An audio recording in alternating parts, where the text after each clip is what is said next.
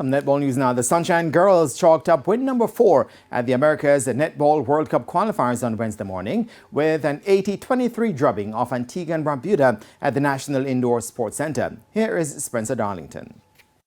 The Jamaicans raced to a 21-4 advantage after the first quarter, 40-14 at halftime, and stretched their lead after the third quarter to 40 goals at 59-19 before rounding out the 57-goal victory margin. Goal shooter Amanda Pinckney converted 45 from 53 attempts. Captain for the game and goal attack Mishka Creary 23 from 28 and Kelsey Jonas 12 from 16. Regular captain Janelle Fowler was rested for this assignment. The Sunshine Girls had comfortably rolled over the Cayman Islands 81-27 on Tuesday evening for their third consecutive victory, despite being plagued by a few turnovers and a touch of complacency late in the contest. Jamaica were comfortably out front at the end of each quarter 24-8, 45-14 and 62-23.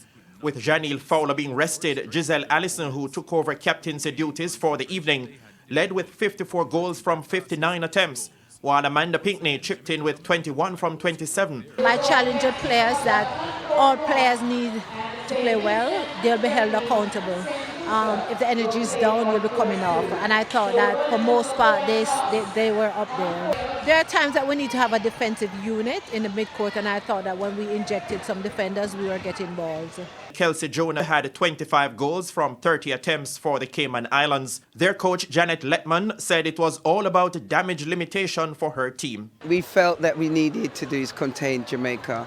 Don't make them give us 100, but at the same time, play our game. Jamaica plays fast. They're the giants of the Caribbean.